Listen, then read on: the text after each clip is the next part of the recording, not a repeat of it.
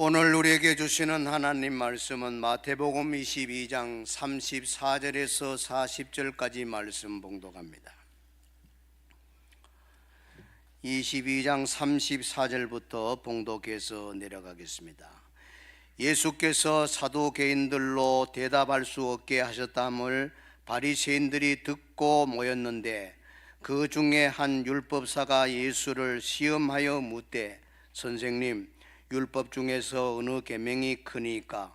예수께서 이르시되 내 마음을 다하고 목숨을 다하고 뜻을 다하여 주 너의 하나님을 사랑하라 하셨으니 이것이 크고 첫째 되는 계명이요 둘째도 그와 같으니 내 이웃을 내 자신같이 사랑하라 하셨으니 이 두 계명이 온 율법과 선지자의 강령이니라. 아멘입니다. 지난주일 말씀에서는 하나님이 정의 가는 사람이 있다고 들었습니다. 하나님의 정의 가는 사람에게는 놀라운 은혜가 흐른다는 것입니다. 그는 분명합니다. 하나님 말씀대로 살려고 노력하는 사람에게는 분명히 은혜를 주십니다. 오늘은 하나님을 감동시키는 사람이라는 제목으로 말씀을 나누겠습니다. 성경에는 믿음의 최고봉을 오른 사람들이 기록된 히브리서 11장을 읽어보면 믿음의 조상들의 위대한 삶의 이야기가 우리로 하여금 고개가 숙여지게 합니다.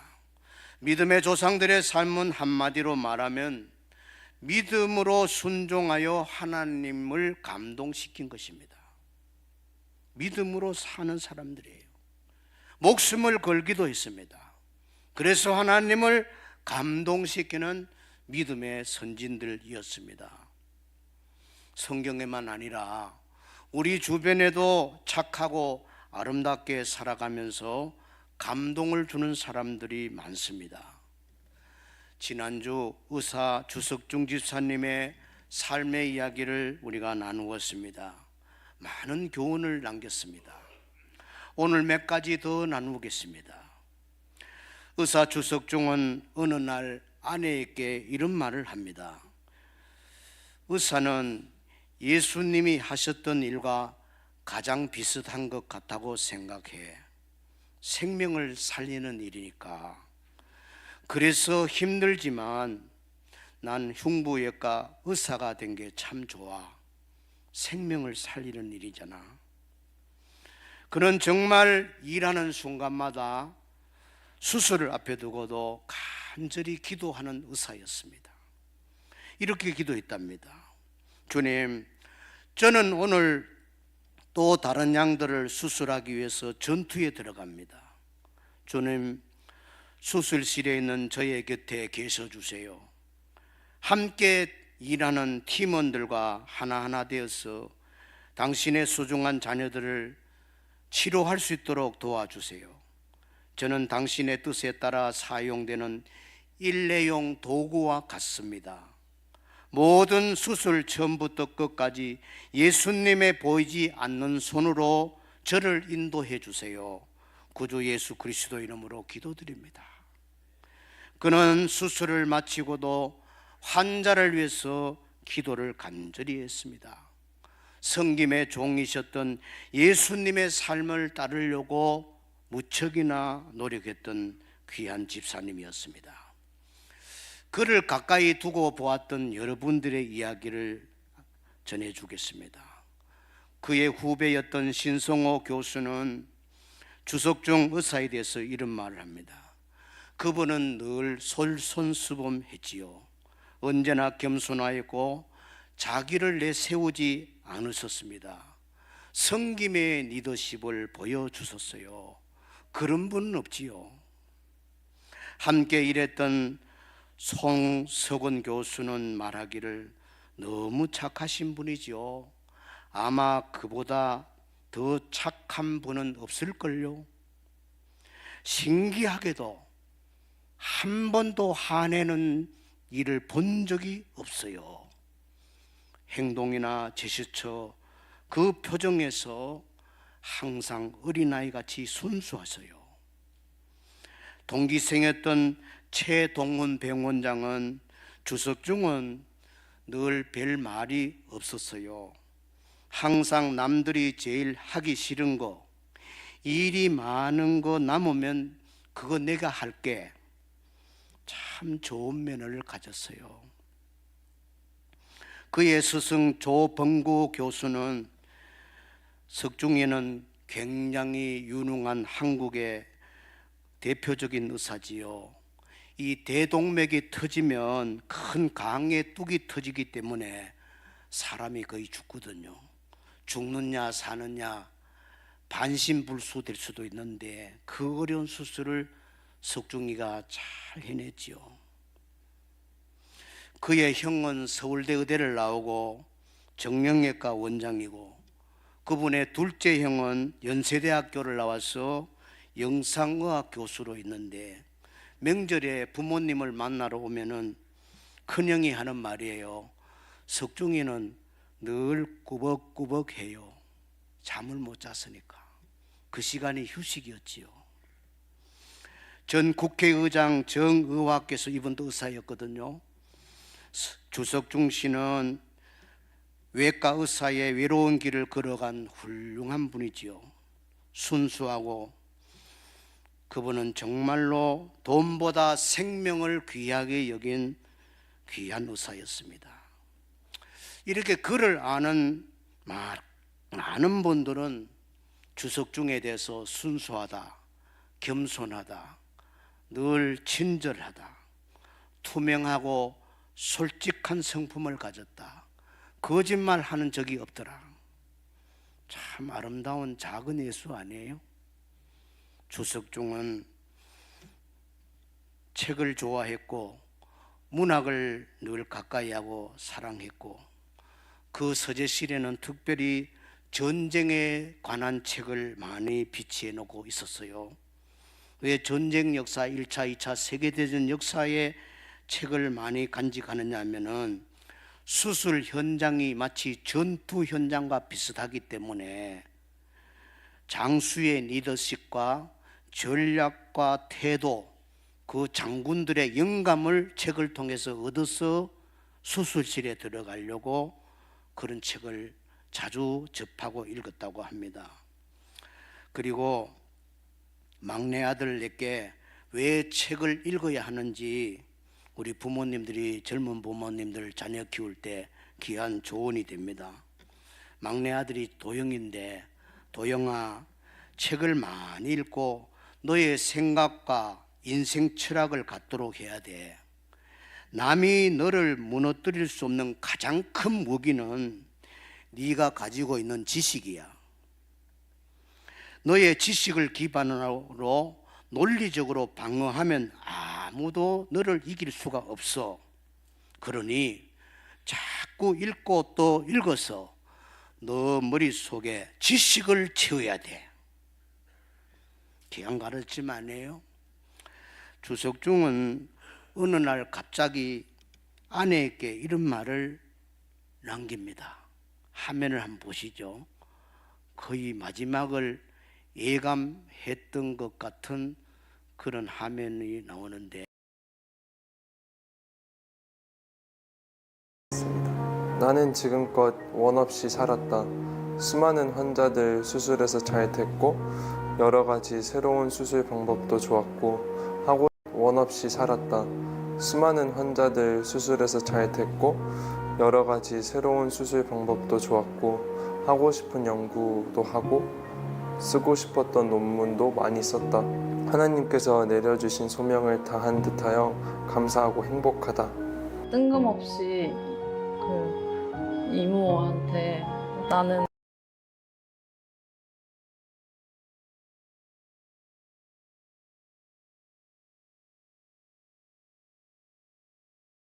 하고 쓰고 싶었던 논문도 많이 썼다. 하나님께서 내려주신 소명을 다한 듯하여 감사하고 행복하다. 뜬금없이 마지막 말이 하나님께서 내려주신 소명을 다 한 듯하여 감사하고 행복하다. 마치 떠날 때를 감지하는 것 같은 말을 남겼던 것 같습니다. 바울의 고백이 생각나지요. 나는 선한 싸움 싸우고 나의 달려갈 길을 마치고 믿음을 지켰으니 이제 후로는 나를 위해서 의의 면류관이 예비되었으리라. 바울이 그렇게 고백한 것처럼 주집사도 마지막 말을 남긴 것 같습니다. 여러분, 한 사람이 살아온 자치가 큰 감동과 울림으로 다가옵니다.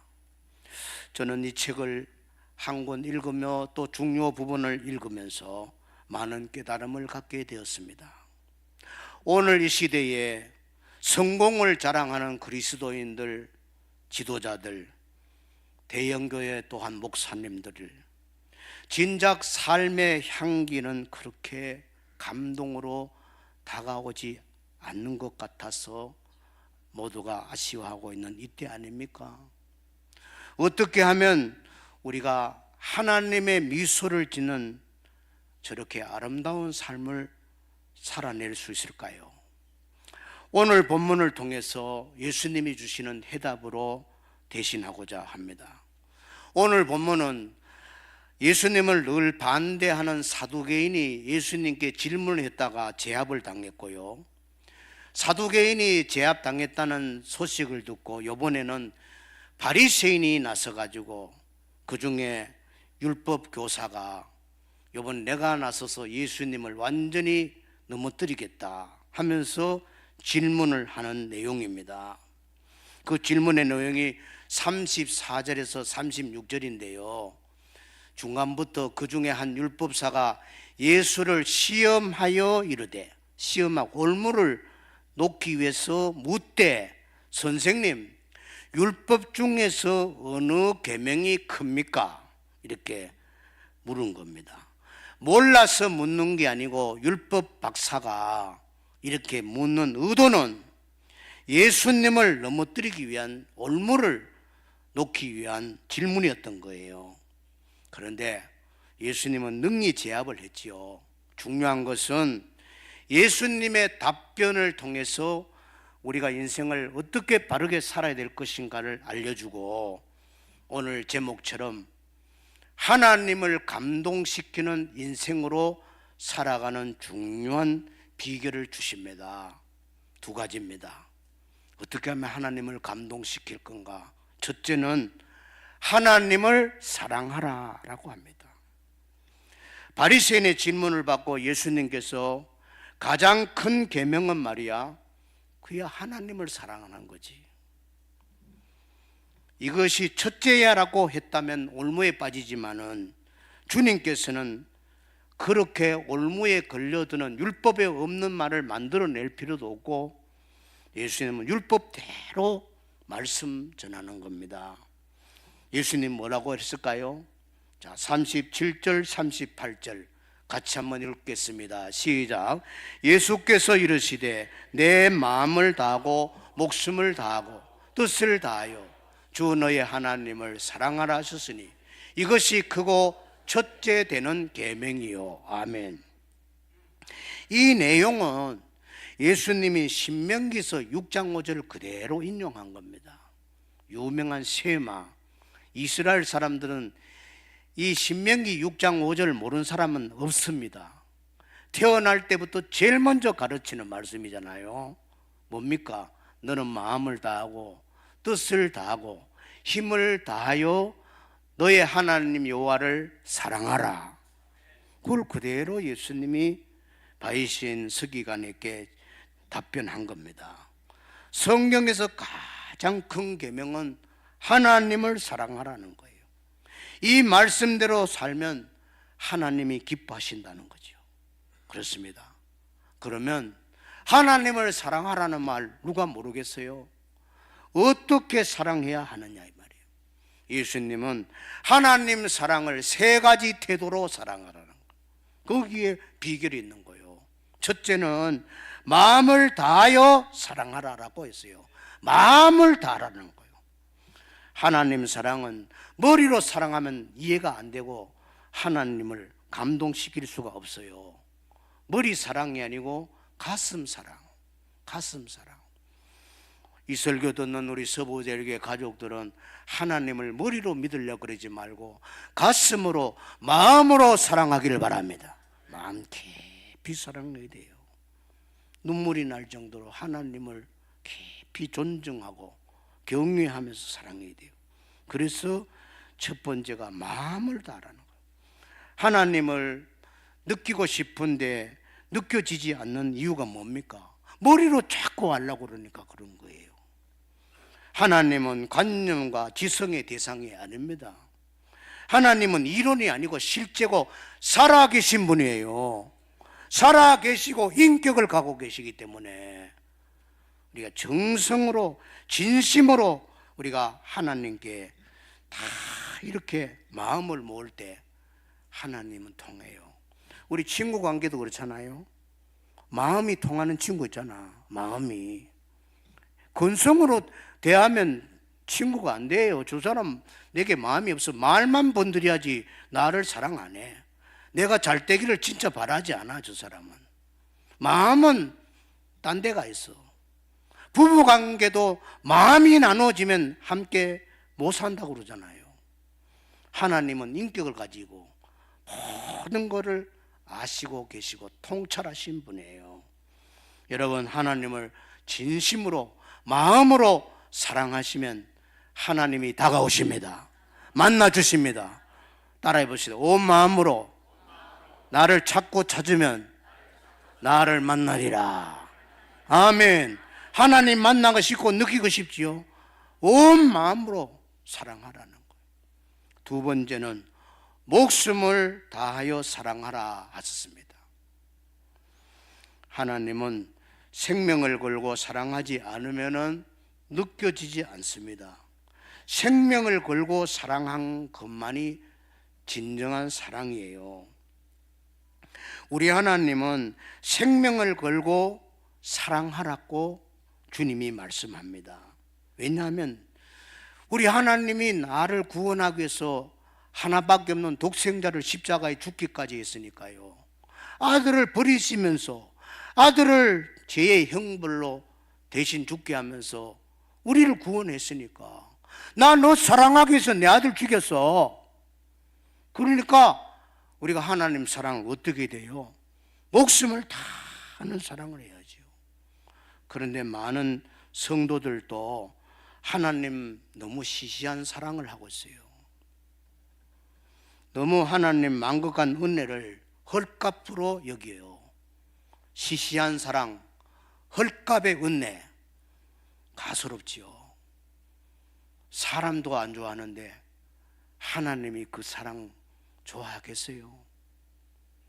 측량할 수 없는 사랑을 우리가 받았으니까 목숨 다해서 우리 하나님을 사랑하시기를 바랍니다. 목숨 다해서 사랑하라는 거예요. 대학을 갓 졸업한 19세 청년이 세상 견문도 넓히기 위해서 사회생활을 준비하기 위해서 독일의 여러 도시를 여행할 계획을 세웠습니다. 어느 날 이 청년은 딘센도르프시의 어느 미술관에 구경하러 들어갔는데 문득 한 걸음이 발걸음을 멈추게 하는 거예요. 발걸음이 오랫동안 띄어지지 않게 된 거예요. 그 그림 밑에는 이런 글씨가 적혀 있었습니다. 나는 너를 위하여 이 모든 것을 하였노라. 그러나 너는 나를 위하여 무엇을 하느냐? 그 그림이 뭔지 이해가지요? 예수님 십자가 달렸을 때 가시 멜류관을 쓰시고 가시가 이마를 찔러서 피가 이쪽으로 흘러내리고 하도 매를 많이 맞아가 쭉 고개를 수그리고 힘없이 기울어져 있는 그 모습이 그림이에요. 그 성화를 보고 있는 거예요. 그 성화 밑에 나 널 위해서 십자가 죽었는데 넌 날 위해 못하니? 이 글을 읽고 있는 순간에 가슴이 뜨거워진 거예요. 맞아. 예수님은 나 같은 인간 구원하려고 십자가에 피 흘려 죽으셨는데 나는 예수님을 위해서 지금 뭐하고 있는 거야? 큰 감동이 왔습니다. 회심하는 역사가 났습니다. 변화됐습니다. 그래서 이 사람이 나중에 많은 부모로부터 물려받은 재산을 선교를 위해서 다 섰습니다. 이분이 만든 선교 단체가 많이 들어보셨죠? 모라비안 교도. 그의 이름은 진젠도르프. 교회 역사를 공부한 사람이 진젠도르프를 모르는 사람 없겠지요. 이분은 한 해에 어려운 시대에 선교사 한 명 보내기 어려운데 100명을 세계를 향하여 보내면서 100년 동안 선교의 큰 역할을 감당한 위대한 인물이죠. 그림 한 장에 말 한마디에 중생을 하고 깊은 감동을 받고 우리 하나님을, 주님을 목숨 다하여 사랑한 인물, 바로 진젠도르프입니다. 예수님이 우리가 하나님을 사랑할 때 어떻게 하라는 거요? 목숨 다하여 사랑하라는 거예요. 세 번째는 뜻을 다하여 사랑하라 해야 합니다. 뜻을 다하라는 것은 의지적 결단과 온 힘을 다 쏟아라는 거예요. 사람이 2% 모자란다 그러잖아요. 뒷심이 없다 그러잖아요. 뭐가 약하다는 거예요? 의지력이 약하다는 거예요. 의지력이. 여러분, 자녀들 공부시키는 부모들은요, 제일 먼저 자녀가 의자에 앉아있는 훈련부터 시키세요. 엉덩이가 무거워야 공부를 잘하는 거라. 의자에 딱 앉았다면 2시간 앉아 있어야지. 5분을 못 앉아 있어. 그 애가 어떻게 우등생이 되겠어요? 의자에 앉아있는 훈련부터 안 돼 있는데, 의지력이 없는데 안 되지요. 여러분, 뜻을 다하여 사랑하라는 것은 하나님을 사랑하되 뜻을 딱 정하면은 뒤돌아서지 않고 흔들리지 않도록 굳은 결심을 가지고 그냥 끝을 내는 그런 의지력을 갖고 뜻을 다하여 사랑하라는 거예요. 뜻을 다하라는 이 말에는 내 물질과 내 은사와 내 정열과 모든 걸 쏟아서 사랑하라는 거예요. 이기심을 버리고 자기 영광 드러내려고 하지 말고 순수하고 신실하게 뜻을 하나님께 두고 우리 사랑하기를 바랍니다. 야, 저분은 정말 하나님 사랑하는 것밖에 모르네. 이래 돼야 되는 거예요. 이래 될 때 하나님이 감동받으시는 거라. 우리 주님이 최고로 감동받은 순간 또 있죠. 십자가 지시기 얼마 전에 시몬은 예수님이 자기 집에 주빈으로 모셔놓고 향유 한 방울도 아까워 안 뿌려. 인색하기 그지없는 사람이지. 보다 못해 막달라 마리아가 집에 가서 준비해 놓은 향유 옥합을 통째로 들고 와서 병뚜껑을 날려버리고 옥합을 거꾸로 뒤집어 씌워서 예수님 머리에 쏟아 부어버렸어. 그 향유가 예수님 온몸에 흘러 적서 내리면서 마지막 향유가 예수님 발끝으로 흘러내릴 때 수건으로 발을 닦는 게 아니라 갑자기 충격적으로 파격적인 행동으로 막달라 마리아는 무릎을 꿇고 자기 머리채를 풀어서, 여성의 최고 자존심 아닙니까? 그 머리털로 향유 흘러내리는 예수님 발을 닦아드렸다. 예수님이 감동을 받아서 따라하세요. 복음이 전해지는 곳마다 이 아름다움이 전해질 것이니라. 이게 바로 뜻을 다하는 사랑이에요. 어설픈 사랑이 아닙니다. 조금 해놓고 소문내고 그냥 도도하게 자꾸 내가 했다고 그냥 내세우려고 인정 안 한다 그러고 삐치고, 그런 가소로운 모습이 아니에요. 다 쏟아붓는 사랑. 이걸 이중표 목사님은 돌아가셨지만은 예수님을 미치도록 사랑하라. 미치도록. 이중표 목사님 길 가다도 울잖아. 아이, 목사님 왜 우세요? 예수님 사랑이나 생각나서 눈물을 흘린다 이러면. 그런 분이에요. 미치도록 예수를 사랑한 분 아니에요. 만경강 물을 마시며 살아났는 전라북도의 큰 인물 아닙니까? 여러분, 예수님을 사랑하되 오늘 이 말씀대로 참 마음을 다하고 뜻을 다하고 목숨을 다하면서 주 하나님을 사랑하기를 바랍니다. 두 번째는 내 이웃을 내 자신같이 사랑하라 그랬어요. 바리새인 율법사가 선생님, 율법 중에 어느 계명이 제일 큽니까? 그랬잖아요. 그때 예수님이 뭐라고 대답합니까? 둘째 계명도 이와 같은데 내 이웃을 내 자신같이 사랑하라 그랬어요. 39절 보세요. 둘째도 그와 같으니 그랬어요. 둘째 능하면 안 돼요. 첫째는 둘째는 가면은 율법에 어긋난 말이 되는 거예요. 그런 단어가 없어요. 그래서 예수님은 첫째는 둘째는 안 하고 둘째도라고 한 거예요. 이게 중요한 예수님의 바리새인 율법사를 한마디에 제압시키는 말씀이에요.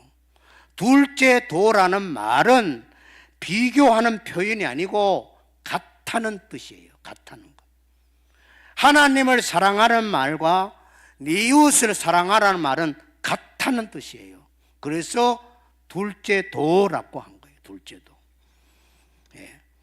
여러분, 이 말씀 역시 예수님은 레위기서 19장 18절 말씀을 그대로 옮긴 겁니다. 한번 읽어봅시다. 시작. 내 이웃 사랑하기를 내 자신과 같이 사랑하라. 나는 여호와이니라. 아멘. 예수님은 항상 율법 말씀 맹시된 듯 그대로 전하는 거예요. 자, 여러분, 가장 큰 계명은 같다고 그랬어요. 가장 큰 계명은 하나님 사랑, 사람 사랑이에요. 가장 큰 계명은 똑같습니다. 역시 큰 계명으로 주신 것은 하나님 사랑하듯이 사람을 사랑하라는 거예요. 네 이웃을 네 몸처럼 사랑하라는 거예요. 사랑하라는 거예요. 여러분 사랑합니까? 이웃이 미워 죽겠어요? 예.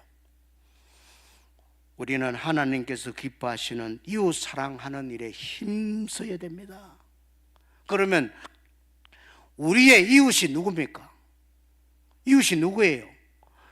예수님 말씀이 네 이웃을 네 몸처럼 사랑하라는 데인데 네 이웃은 옆에 있는 사람이에요. 옆에 있는 사람, 안 보세요. 옆에 있는 사람. 옆 사람 보시라고. 옆에 있는 사람이 주님 말씀하는 너의 이웃이라는 거예요. 너의 이웃.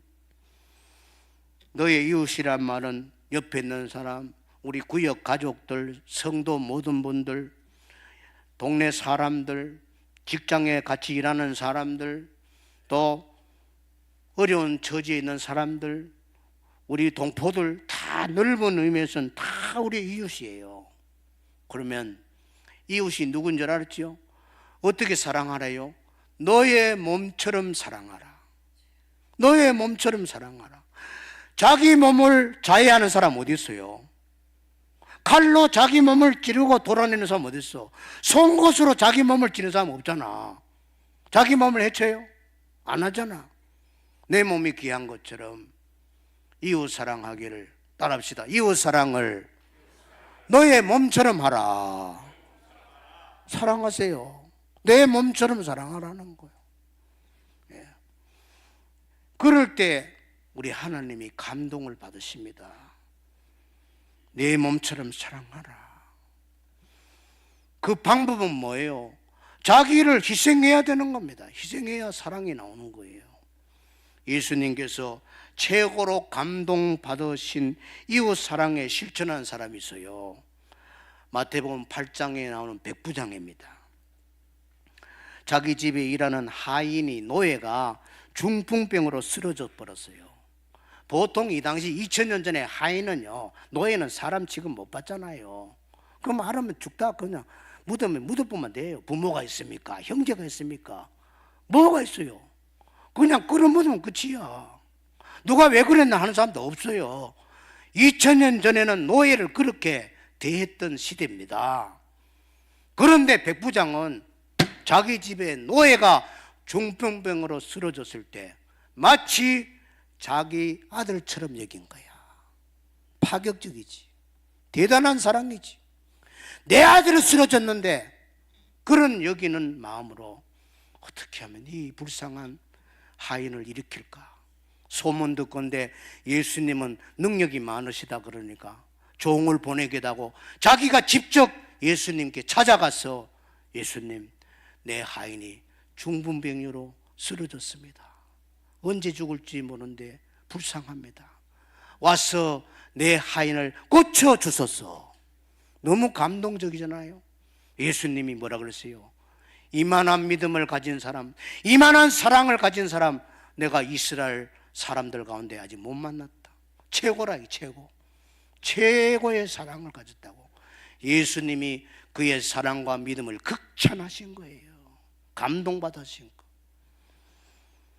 또 하나님이 감동받으시는 사랑의 사람이 사도행전 10장에 나오는 로마군 장교 백부장 이름이 나와요. 고넬료라고. 사마리아 도시를 지배하고 주둔하고 통치하는 백부장인데, 이 고넬료라는 사람은 로마 사람인데 이스라엘에 주둔하면서 하나님을 알게 됐고 하나님을 믿게 돼요. 그런데 아직도 예수님의 십자가 부활의 복음을 듣지 못한 상태에 있습니다. 하나님을 경외 잘하고요, 기도 열심히 하고, 또 이 사람은 특이하게 가난한 사람을 돕는 선한 일을 많이 하는 사람이에요. 누가 넘어졌다 그러면 막 도와주려고 그래요. 도와주려고 그래요. 예. 그걸 하나님이 다 보고 알잖아요. 그래서 하루는 기도하는 시간, 유대인들의 기도하는 시간이 하루 3번이에요. 오전 9시, 정오 12시, 오후 3시. 하루 한 번 119 기도하라 그러는데 하고 있나요? 유대인들은 하루 3번 기도하는데, 하루 3번 정해놓은 기도 시간에 고넬료가 기도하는데 천사가 나타났어요. 누가 나타났어? 천사가 나타났어. 하나님이 천사를 보낸 거야. 천사가 하는 말이, 고넬료야, 웬일이십니까? 나는 하나님 보낸 천사야. 무슨 일입니까? 너희 동네에서 조금 내려가면 요빠 시가 있잖아. 요빠에 마침 베드로가 와 있어. 너희 종들 가운데 똘똘한 사람을 보내가지고 베드로 사도를 모셔가지고 하나님의 말씀, 예수님의 복음을 들어라. 구원의 복음을 들어라. 그렇게 준 거예요. 그래서 시간 관계로 결론이 뭡니까? 베드로를 모셔와가지고 하나님 말씀을 듣는 거야. 처음으로 신약시대 십자가 복음을 들어요. 예수님이 부활한 복음을 들어요. 야, 놀랍지요? 그 순간이 중요한 거예요. 따라해 봅시다. 말씀 듣는 가운데 성령이 내려오시더라. 할렐루야. 여러분, 설교 잘 들으세요. 눈 감고 졸면 마귀가 들어갈 수 있어. 설교를 눈 감고 척 들으면 안 돼요. 잘 들어야 됩니다. 성령이 내려왔어요. 방문이 터져요. 찬양이 막 열려. 그래서 고넬료와 온 가족이 다 베드로로부터 세례를 받으니라. 100% 구원받았지. 세례 받고 성령 받고 온 가족이 다 천국 가는 구원의 은혜를 받은 거야. 왜 이런 은혜를 주셨어요? 평상시에 고넬료가 하나님을 경외하고 기도 많이 하고, 3번째는 뭐예요? 어려운 사람을 많이 돕는 구제하는 일을 했다. 이게 구제하는 일, 선한 일을 많이 했다. 이게 여러분, 하나님이 감동하시도록 착하고 많은 사람들에게 하나님 사랑을 펼치는 구제의 사람이 되기를 바랍니다. 좀 도우면서 살아가는 사람이 될 때 하나님이 감동받으셔가지고 최초로 이방인이 베드로로부터 처음 세례받는 기적이 일어난 거예요. 아무나 주어지는 게 아니잖아요. 페이버의 은혜 아닙니까? 여러분, 형제 사랑하는 게 그래 중요한 거예요. 고넬료가 없는 사람, 가난한 사람을 사랑했더니 하나님이 특별한 은혜를 주셨다는 거 아닙니까? 그렇습니다. 여러분, 하나님이 감동하시도록 이웃을 사랑하기를 바랍니다. 형제 사랑하는 것은 곧 하나님 사랑하는 것이니라 그랬어요. 형제를 사랑하지 않는 사람은 다 거짓말하는 사람이에요. 제 말이 아닙니다. 요한일서 4장 20절 읽어봐요. 뭐라 그랬는가? 시작. 그 형제를 사랑하지 아니하는 자는 보지 못하는 바 하나님을 사랑할 수 없느니라. 아멘. 아니, 눈에 안 보이는 하나님 사랑 어떻게 해? 보이는 형제도 사랑 안 하면서, 옆에 있는 형제도 사랑 안 하면서 안 보이는 하나님 어떻게 사랑해? 다 거짓말하고 있는 거지. 다 위선자지. 앞뒤 안 맞는 소리 하고 있지. 보이는 형제를 사랑해야 보이지 않는 하나님도 사랑하는 거야. 예수님의 큰 계명이 뭡니까? 하나님 사랑, 사람 사랑. 따라 봅시다. 하나님 사랑하고 사람 사랑하자. 내 곁에 있는 사람 사랑하세요.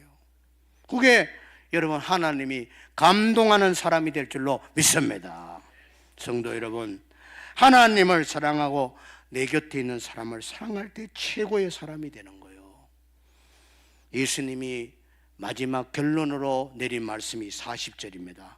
이 두 계명이 하나님 사랑, 사람 사랑, 이 두 계명이 온 율법과 선지자의 강령이라 그랬거든. 이걸 풀어야 돼요. 두 계명이 온 율법이라 그랬거든. 온 율법과 선지자라 그랬어요. 온 율법과 선지자는 뭐를 상징한다고? 구약 성경 전체를 말하는 거예요. 이때는 아직 신약 성경이 기록 안 될 때잖아요. 구약 성경 전체가 뭐냐? 율법과 선지자들의 외침이 뭐냐? 하나님 사랑하고 이웃 사랑하라는 거예요. 그게 말씀의 핵심이라는 겁니다. 그러면 강령은 뭐예요? 강령은 헬라어로 크레마눔이라는 단어인데 한자로 보면 안 돼. 이건 뜻이 안 돼. 동사인데 달려있다는 뜻으로 해석이 되는데, 달려있다는 말은요, 쉽게 말하면 구약 성경 말씀이 사랑하라는 말씀에 달려있다는 거예요. 구약 성경 전체 말씀은 사랑하라는 데 달려있다는 거예요. 사랑하라는 거예요. 아시겠지요? 여러분, 사랑하는 사람이 되길 바랍니다. 사랑하는 사람이 되라. 성경의 큰 뜻은 사랑입니다. 그래서 바울이 결론적인 말씀이 로마서에서 나옵니다. 사랑은 뭐의 완성이에요? 율법의 완성이라는 거예요. 사랑하면 율법을 다 지키는 사람이 된다는 거예요. 같이 합시다. 사랑은 율법의 완성입니다. 최고의 경지에 올라가는 거라. 철없는 말 해대도 사랑하지 않는 사람은 하나님 감동시킬 수가 없어요. 하나님 사랑, 이웃을 사랑할 때 그 사람 율법의 완성이라고 그랬어요. 사랑하면 하나님도 감동받으시고 사람도 감동을 받으시는 겁니다. 감동을 주는 인생으로 살아가기를 바랍니다. 감동의 사람 되기를 주님의 이름으로 축원합니다.